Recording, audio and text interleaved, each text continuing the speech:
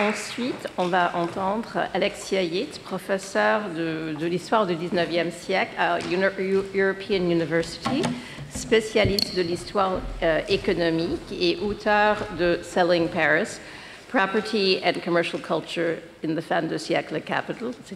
Et c'est un beau livre qui raconte la reconstruction de Paris après la Commune.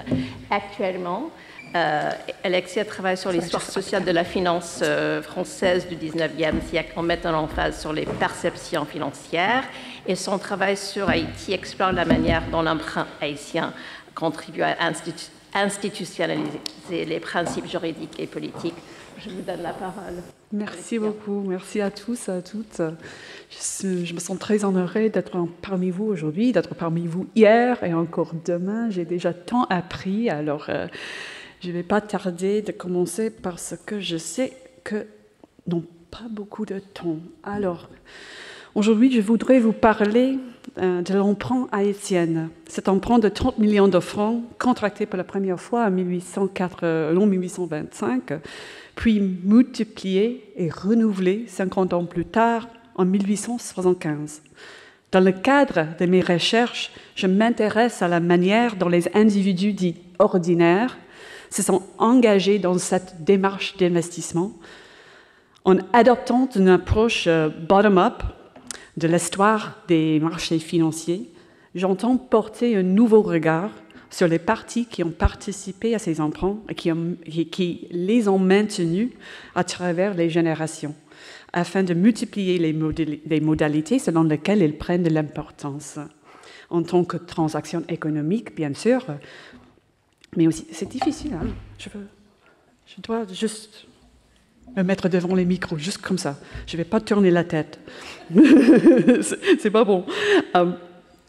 Alors, en tant que transaction économique, bien sûr, certes, mais aussi en tant que phénomènes sociaux et affaires politiques qui ont contribué à l'élaboration d'institutions influentes et d'arguments soutenant les systèmes d'investissement international inégaux. L'emprunt est un exemple des mécanismes financiers utilisés par la France dans le cadre de son modèle d'impérium du XIXe siècle. À l'instar, excusez-moi, de l'historienne ou de théoriste Anne-Laura Stoller, nous pourrions considérer cette dette comme l'un des nombreux processus impériaux dont la durée sature le substrat ou le sous-sol de la vie des gens. En m'intéressant à l'emprunt, ce n'est qu'une partie de ce qu'on appelle, ce qu'on a déjà entendu, cette double dette. Je souhaite explorer un type de relation financière distincte de celle de l'indemnité. En partant de l'hypothèse qu'en plus d'être un acte de calcul d'investissement, l'investissement et la spéculation sont des activités à forte charge éthique. Cela s'explique par le fait qu'elles reposent sur l'affect des avenirs imaginés et des attentes fictives, aussi bien que rationnelles. C'est dans ce cadre que je pose la question des diverses significations et implications de l'investissement de cette veuve Lalo en Haïti. Et qu'est-ce que cela peut nous apprendre sur le fait de devenir un sujet financier dans la France du XIXe siècle? Ce n'est pas la tête de BlackRock, mais quand même, le veuve Lalo, à la fin du XIXe siècle, était quelqu'un qui a donné son argent à Haïti. Alors aujourd'hui, c'est comme Mathilde dans sa présentation, je n'évoquerai que brièvement le lancement de l'empreinte, et dans la majeure partie de mes commentaires, je suis la biographie des obligations, en examinant comment les détenteurs d'obligations se sont mobilisés autour de l'emprunt, les types de pratiques et d'arguments que l'emprunt a rendu possible parmi les membres de cette tranche particulière de ce qui était en train de devenir une classe d'investisseurs. Comment ils ont cherché, à travers le lobbying, à aligner les intérêts publics et privés sous la forme d'un État investisseur. Et comment cet alignement a été remis en question par la résistance haïtienne. Pour conclure, je suggère que ce cas et cette approche nous ouvre un point de vue important sur la façon dont des ensembles durables d'attentes et de normes ont été composés et renforcés autour de l'extraction impériale. Alors, comme nous tous, je crois, ce que je vais dialoguer dans cette recherche, ce sont toutes les façons dont cette dette était extraordinaire et définissait une époque avec toutes les façons dont elle était ordinaire, toutes les façons dont elle pénétrait et structurait les normes, les routines, les espaces et les pratiques de tous les jours. Les façons dont tout cela devienne une routine, façon des normes, comme j'ai dit, ça participe au pouvoir de la dette. Et je suggère que l'emprunt a joué un rôle important dans la normalisation de la dette haïtienne dans son ensemble. Nous avons un bon exemple ici de cette ambivalence dans les guides d'investissement de Pierre-Joseph Proudhon, qui est un théoricien bien connu des coopératives et de l'anarchisme, mais écrivant ici dans son guide de spéculation en 1854. D'une part, là à gauche, l'emprunt haïtien n'est qu'une des nombreuses dettes souveraines proposées aux investisseurs. Mais d'autre part, à droite, elle fait l'objet d'un commentaire qui explique son historique de remboursement irrégulier, en reconnaissant l'indignité évidente d'une telle dette. On notera également une modification particulière apportée par Proudhon entre les éditions de 1854 et 1857. En 1800, c'est juste pour vous donner des détails, je crois que tous ces détails sont bien connus, mais pour avoir quelque chose à regarder. En 1825, Haïti est contrainte d'emprunter 30 millions de francs sur le marché français pour honorer la première des 5 annuités nécessaires au paiement de l'indemnité de 150 millions de francs imposée comme condition de l'ordonnance. On estime que 2 à 3 000 capitalistes français ont acheté des obligations leur donnant droit à des paiements d'intérêts biannuels et provenant des revenus nationaux d'Haïti. Nous pouvons nous faire peut-être une idée de la manière dont ces individus ont pu évaluer leur investissement en explorant dans un premier temps les conditions de son émission. Et je vais partir de cette, juste pour vous donner quelques petits détails techniques. D'un certain point de vue, l'emprunt haïtien, on a entendu Ariel Alterweit parler ce matin de ça, il fut perçu comme un prêt parmi tant d'autres. Alors que le marché des titres latino-américains était en pleine effervescence et rapidement aussi en pleine phase d'érosion.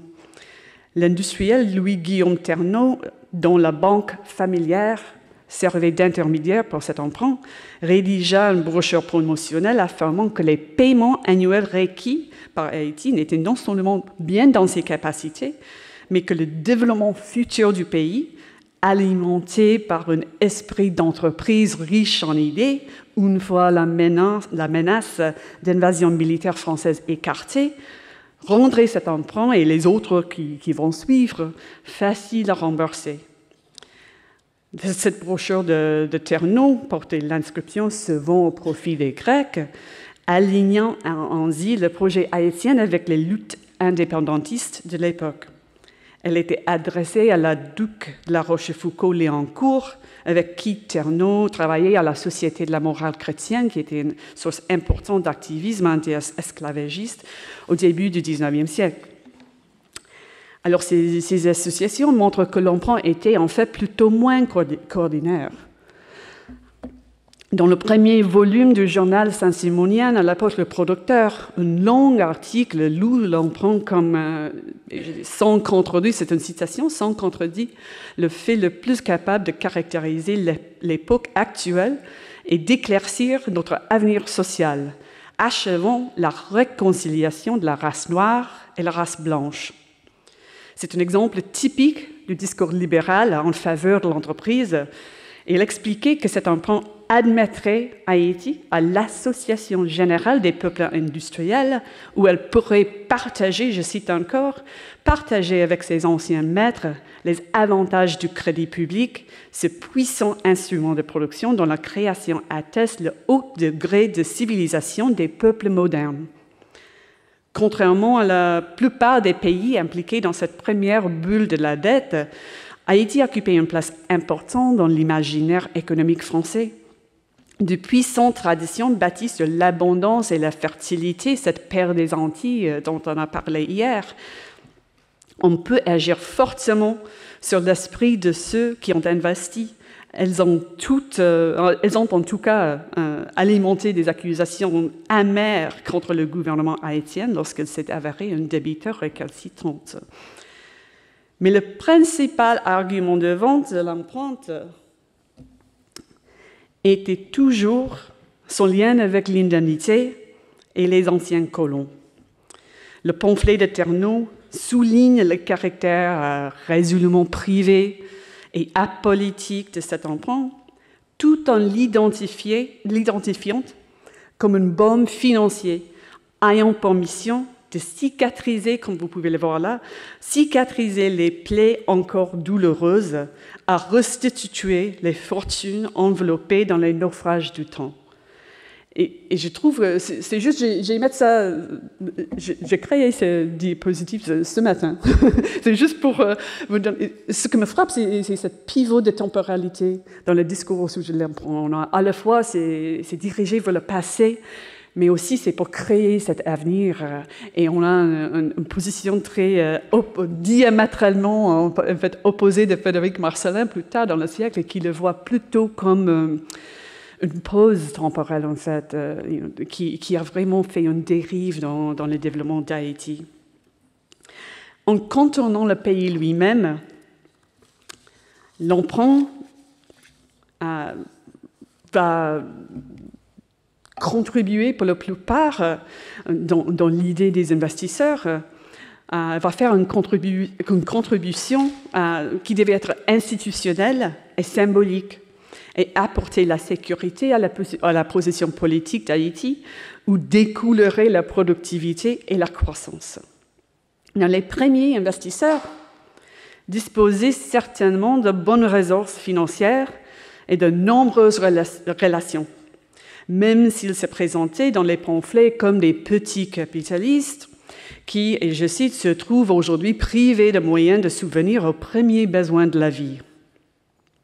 Mais ce public prêteur a évolué au fur et à mesure que le titre perdait de sa valeur et devenait plus accessible au plus grand nombre. Par exemple, cette perte de valeur a probablement permis, c'est celui qui est à droite sur l'écran, un Jean-Pierre Vaure, parfois appelé le baron Vaure, de souscrire à l'emprunt et de gagner en influence. En effet, ce négociant français de Port-au-Prince s'est immiscé dans le processus de négociation d'un accord sur l'emprunt dans les années 1830 et est devenu, dans la seconde moitié des années 1840, un des plus grands porteurs d'obligations et un des organisateurs d'obligataires les plus actifs.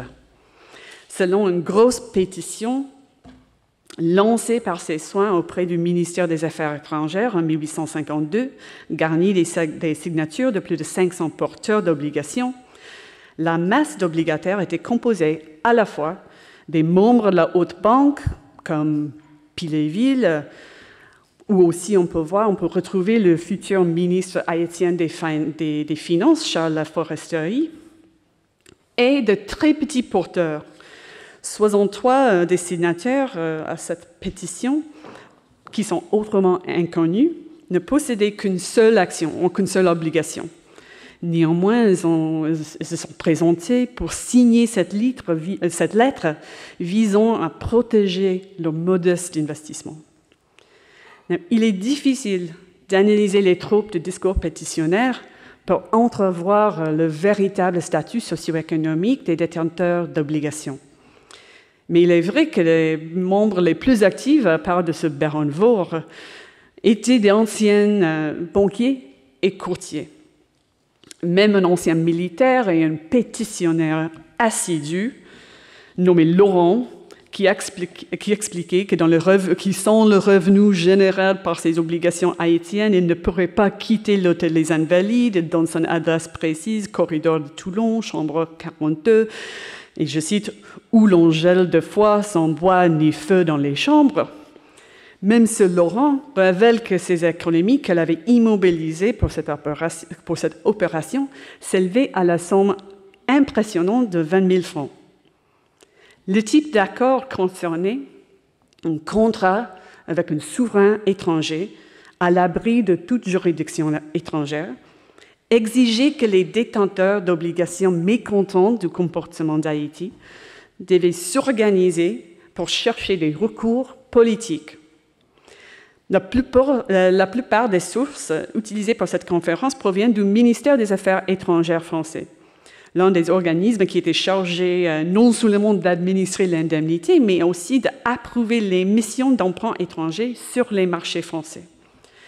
Les associations de porteurs d'obligations ont joué un rôle actif dans les règlements de 1838 et 1848 en obtenant l'aide des agents diplomatiques français dans les deux cas et en réussissant à ajouter des conditions spécifiques de remboursement de l'emprunt dans les nouveaux accords relatifs à l'indemnité. Et ce processus de mobilisation n'était pas facile. Et je n'ai pas sympathie pour ces obligataires, c'est juste pour vous montrer que ce n'est pas automatique, ça prend du travail. Le processus n'a pas été facile, ou sur le plan politique, ou sur le plan organisationnel. Le point de vue standard du gouvernement de France et du Grande-Bretagne, c'était, et ce sont les deux plus importantes nations exportatrices de capitaux en cette période, était que les affaires privées des capitalistes internationaux n'étaient que cela, privées, sans conséquences nécessaires ou politiques pour le gouvernement. Pour faire valoir leurs revendications auprès du gouvernement, les détenteurs d'obligations se sont donc accrochés à la notion d'une dette unie. Je trouve que c'est important, que c'est vraiment une dette unie, ce n'est pas une double dette, c'est une dette jumelée, c'est intéressant. C'est un moyen d'affecter l'unification et la politisation, en fait la nationalisation des créanciers d'Haïti, colons et détenteurs d'obligations. Les premiers pamphlets pouvaient insister, comme j'ai dit, Terneau a insisté, sur la séparation de la dette des affaires publiques et en particulier du gouvernement, mais assez rapidement, les arguments ultérieurs ont penché en faveur de cette position. Comme le résume simplement un détenteur d'obligations au milieu du siècle, je cite, « Sans l'indemnité, l'emprunt n'aurait pas été contracté. Sans l'emprunt, l'ordonnance n'aurait pas reçu un commencement d'exécution. Ce raisonnement démontre que tout se lie et se coordonne pour établir une connexité parfaite dans les deux dettes. On aurait beau torturer la langue française, les deux dettes d'Haïti n'en font qu'une. » Le contexte n'est pas seulement celui d'une juridiction ambivalente, mais aussi une concurrence entre les différents groupes de créanciers pour accéder aux rares ressources haïtiennes.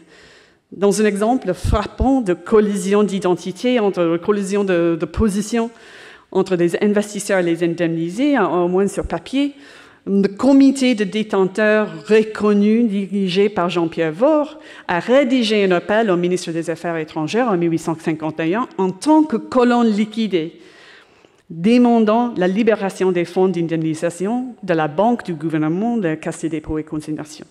Alors, j'ai juste mis les deux pétitions côté à côté pour vous voir que ce sont les mêmes gens qui se disent à la fois indemnitaires et obligataires. Ils ne sont pas indemnitaires. Seuls et un groupe organisé, les détenteurs d'obligations ont continué pendant des décennies à envoyer des lettres et des pétitions aux membres du gouvernement pour réaffirmer leurs droits en tant que créanciers, leur perception du comportement d'Haïti et leur point de vue sur les responsabilités de l'État français. Et je crois que la durée de cette histoire mérite d'être signalée. Pour certains des porteurs d'obligations, comme Laurent mentionné ci-dessus, la mobilisation autour de cette question a pris des décennies de leur vie. La défense de leur cause demandait de s'organiser, de rencontrer d'autres détenteurs d'obligations, de publier des tracts, de poursuivre en justice les banquiers et les agents français en vue d'obtenir une restitution. Il s'agissait d'un processus d'affirmation de soi, de se joindre de façon collective à des processus et des objectifs plus larges, voire même d'affirmation des droits des individus ordinaires comme des petits bourgeois, on peut voir dans cette lettre, à la participation politique. Les investisseurs se ressemblaient publiquement lors des réunions à la bourse, dans les salles de réunion louées. Ils se réunissaient en privé pour discuter des paiements, des pétitions, émis depuis le domicile de Jean-Pierre Vaure. Les espaces semi-publics des résidences diplomatiques en vue de l'intervention des familles, des représentants haïtiennes, femmes et enfants, pour calmer les discussions houleuses lorsque les porteurs d'obligations s'adressaient directement à leurs débiteurs. Les controverses et désaccords, mais aussi la maladie et la mort, faisaient que les groupes se divisaient et se réalignaient au fil du temps, au fur et à mesure que les stratégies et les loyautés étaient mises en question. Ces pratiques de mobilisation incarnées ou corporelles, spatialisées, émotionnelles, contribuaient à former un sens commun qui se développait dans les pays riches en capitaux dans la première moitié du XIXe siècle autour des conditions et l'objectif de la finance internationale et de la dette publique. Les détenteurs d'obligations haïtiennes s'inséraient dans une classe transnationale de capitalistes dont les intérêts justifiaient le soutien de l'État et intégraient dans leurs demandes des références aux interventions anglaises ou françaises au Maroc, en Grèce, à Tahiti, au Portugal, à Tripoli. Ils associaient une sorte de finalité politique et civilisatrice à la dette publique elle-même. Et on peut vraiment imaginer que les enjeux de cette inclusion dans un monde civilisé étaient particulièrement importants pour une ancienne colonie exclue pour les raisons raciales et politiques de cette communauté internationale des nations dites civilisées. Comme l'a souligné un groupe de porteurs d'obligations dans une lettre adressée directement aux envoyés d'Haïti dans les années 1840, l'humanité et la souveraineté noire étaient menacées si leur pays ne parvenait pas à égaler et surpasser les Blancs dans son engagement à respecter l'institution distinctive de l'Europe, le contrat. Selon ces auteurs, cet échec plongeait le créancier et le débiteur dans un état de nature. Et je cite, « Un créancier malheureux et souffrant est forcé de ne pas laisser dormir tranquille son débiteur. Des besoins journaliers l'obligent à la harceler sans cesse, et s'il le laisse en repos, il est à craindre qu'un jour, il montre enfin le désespoir qui le ronge et que le résultat de ce désespoir ne soit terrible.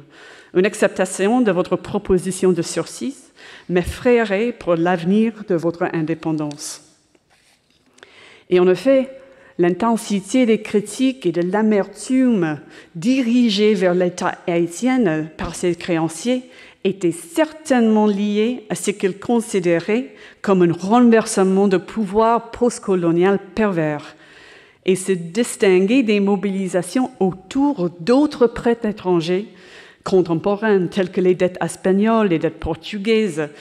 Ils se distinguaient par leur demande à la fois de plus de gratitude et de plus de mesures coercitives violentes. En 1854, cette quête de paiement, de patronage, de porteurs a obtenu gain de cause. Les diplomates et un détachement naval ont été déployés en Haïti pour parvenir à un nouvel accord sur les obligations du pays en matière de l'emprunt. Ils sont repartis avec 60 000 livres sterling destinés au remboursement des créanciers. Et je cite un article de presse, après avoir salué le pavillon haïtien de 21 coups de canon. À partir de décembre, un nouvel accord soumettait l'emprunt à la responsabilité de l'État français à même titre que l'indemnité. La Caisse des dépôts et consignations, institution financière de l'État qui avait soutenu l'emprunt d'une manière plutôt informelle dès sa naissance, est devenu son intermédiaire officiel à partir de 1856. Ces mesures répondaient aux aspirations des investisseurs depuis le début de l'opération en termes de garantie. L'un des principaux membres du comité des obligataires haïtiens, Antoine Guiton, a rédigé en 1856 un manuel d'investissement. On peut le voir ici sur l'écran. Il est écrit sous le pseudonyme de Marie-Clé. Et il parle de l'intervention armée et ce nouvel appareil administratif qui occupe une place centrale dans l'argumentaire de vente des obligations. Les subventions publiques garantissaient les bénéfices à titre privé. Les prix après ça sont restés simples pendant les dernières années de l'emprunt. Les tirages annuels ont contribué à rembourser les obligations à leur pleine valeur nominale avec une toute petite interruption pour atteindre le remboursement complet dans les années 1880. Et c'est par le biais de ces institutions financières essentielles, banques d'État, manuels d'investissement populaire, comités de porteurs d'obligations actifs de longue date, que l'emprunt haïtien est devenu partie intégrante de l'infrastructure financière de la France et de son quotidien financier.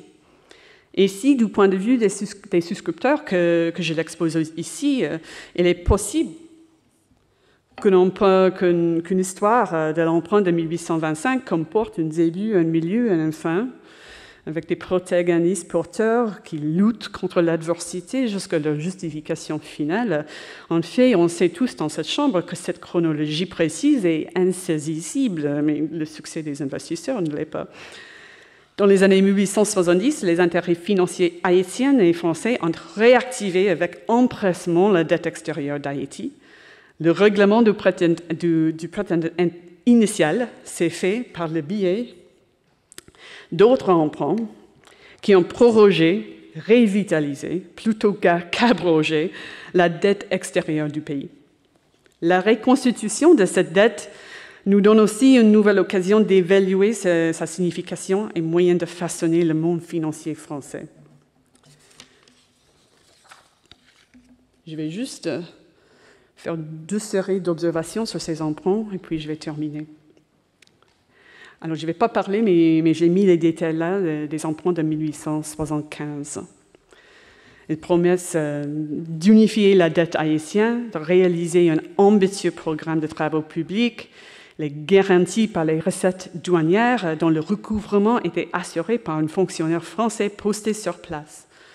Puis, à la suite d'un violent changement de gouvernement, les emprunts connus sous le nom d'emprunt Domingue, le nom du président qui en était responsable, ont failli être répudiés.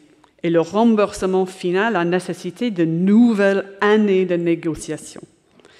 Et comme j'ai dit, je voudrais faire juste 2 séries d'obligations. Je les grouperai sous les rubriques accumulation et attente. Je vais sauter. Je ne vais pas parler de commercialisation, mais vous pouvez poser les questions après. Les images sont très importantes. En parlant d'accumulation, je parle du temps comme accumulation. Les emprunts comme des vecteurs qui garantissent que les événements, des relations, les artefacts intérieurs ne sont pas terminés, mais qu'ils s'accumulent à travers le temps. Les nouveaux prêts se sont développés à partir des premiers, c'est évident. Ils ont mobilisé ainsi l'histoire et la mémoire des relations financières franco-haïtiennes. Les documents promotionnels, et là, c'est une page de prospectus d'un de ces emprunts. Les documents promotionnels indiquaient clairement que les nouveaux fonds étaient destinés en premier lieu à rembourser la dette liée à l'indépendance. On retrouve ici une imitation du premier emprunt lorsqu'on demande aux souscripteurs de rembourser les créanciers français, encore une fois, et de faire table rase du passé. Les promoteurs de cette nouvelle opportunité d'investissement parlaient en termes d'héritage et de relations familiales. Un journaliste s'est enthousiasmé en disant que, et je cite, « tout esprit d'hostilité a disparu d'un côté, en même temps que de l'autre, toute arrière-pensée de domination. Il ne reste plus entre Saint-Domingue et nous, Saint-Domingue, que le souvenir d'une ancienne communauté de destinataires. Si la France n'est plus dans l'acceptation autoritaire du mot « la mère patrie », elle est considérée du moins comme la grande sœur. Le prospectus de la Banque de Crédit Général réactivait les notions de fertilité naturelle et d'abondance agricole d'Haïti en la figeant dans son mythe du XVIIIe siècle. Et même les critiques de l'emprunt étaient attentifs à la façon dont les tactiques ressuscitaient un spectre qui rappelait Haïti à son statut pré-révolutionnaire. Le malheureux État d'Haïti, écrivait un journaliste critique, vit encore de la réputation de notre ancienne colonie de Saint-Domingue. Ou on peut aussi avoir des commentaires plus violents comme ça. L'histoire est compliquée, comme on a dit. Avec le renversement violent du gouvernement haïtien en 1876, qui pourrait être considéré comme une rébellion contre la dette promise mais non nationalisée en 1825, les investisseurs se sont retrouvés une fois de plus à devoir défendre leur capital. Organiser de nouveau en association, une autre accumulation remarquable se révèle. Un noyau important d'investisseurs récurrents. Alors, ils ont investi pour la première fois, ils sont devenus des lobbyistes professionnels pour la dette, et puis ils ont réinvesti. Et ces continuités se perpétuent également vers l'avenir, puisque certains des plus gros souscripteurs de l'emprunt de 1875 deviendront actionnaires de la Banque nationale d'Haïti. On va parler plus de ça après. Ça, c'est un investisseur qui s'appelle Eugène Vautier. Il était lobbyiste pour l'emprunt de 1875. On le voit aussi là dans le registre des actionnaires de la Banque nationale d'Haïti. Et puis, il apparaît aussi dans les archives de l'Association nationale des porteurs des fonds, des porteurs français des valeurs mobilières étrangères. C'est comme le Council of Foreign Bondholders, c'est un groupe de lobbying international pour le capital français. Alors, on peut retrouver ces types de continuités qui sont tous au cours de cette dette haïtienne. Je ne veux pas arrêter sans parler de cette résistance haïtienne pour conclure. Les emprunts contractés par Haïti en 1875 nous offrent aussi un épisode de contestation féroce d'un régime d'investissement international étroitement organisé autour de la protection des investisseurs, la protection d'un droit de propriété qui est connu aujourd'hui, on a beaucoup parlé de la propriété, sous le nom d'attente légitime d'un investisseur.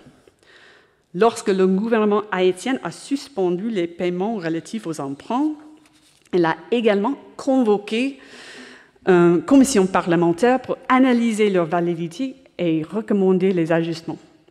Même en proclamant son respect pour les principes de droit international, la Commission a proposé une compréhension radicalement différente des obligations contractuelles des prêts internationaux en donnant la priorité à l'équité et la réciprocité dans les accords entre créanciers et débiteurs, séparant les entreprises légitimes des capitalistes étrangers de celles poursuivies, et vous pouvez le lire, mais je vais juste dire, dans un but de lucre immodéré et sans le moindre souci des intérêts du pays qui l'accueille, la Commission invalide les emprunts de 1875 au motif qu'ils ne protègent ni ne pourvoient aux besoins locaux.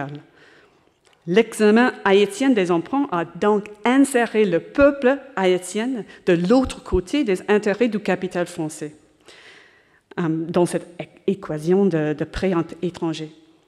C'est comme la discussion ce matin, pourrions-nous oublier un seul instant, Edmond Paul dans cette commission a écrit que c'est le peuple qui paie, en fin de compte, les folies de ses gouvernants.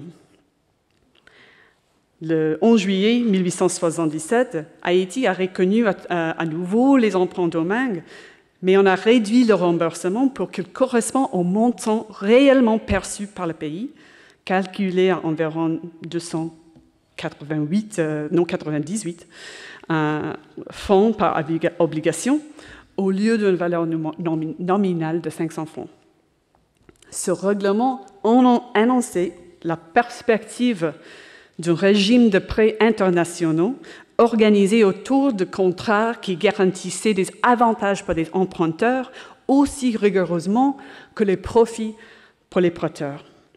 Et vous pouvez imaginer, c'est un spectacle effrayant pour les créanciers. Et on peut discuter de ça après. Je vais juste dire en conclusion. Les fonds haïtiens constituaient l'un des tout premiers emprunts étrangers sur le marché français. Du point de vue français, les montants en jeu dans ce transfert de capitaux étaient relativement faibles. Pourtant, une déclaration de l'économiste haïtien Frédéric Marcellin concernant l'impact de cette dette en Haïti, il a écrit « Le mal que cette montante nous a fait est hors de proportion avec leur valeur intrinsèque ». Je crois que ce type de commentaire est également instructif pour la France. D'une manière moins calculable que les pourcentages du PIB, l'emprunt a façonné les dispositions et les institutions des classes exportatrices de capitaux en France. C'est à partir de l'histoire sociale de cet emprunt, dans le contexte français, que nous pouvons discerner les façons dont la dette étrangère peut former ses participants à des modes d'argumentation et de compréhension, ainsi qu'à des formes d'engagement politique qui constituaient et reflétaient l'empire financier informel de la France au XIXe siècle. La particularité des emprunts haïtiens place également le racisme et la violence impériale au cours des dispositions de domination et des demandes d'intervention d'État qui ont caractérisé la mobilisation autour de l'investissement international. Certes, tous les investisseurs n'ont pas consacré une grande attention à ces titres particuliers. Mais comme les obligations d'États étrangers renforçaient le contrôle des États riches en capital sur les États pauvres en capital, un contrôle qui pouvait être renforcé par le recours à la violence étatique et la colonisation formelle, elle contribuait également à donner un sens immédiat de l'importance des hiérarchies mondiales pour les chances de vie des individus ordinaires et former leurs propriétaires à des manières d'envisager des États débiteurs et leurs citoyens qui soutenaient l'extraction impériale. Merci. Je sais que c'est la pause.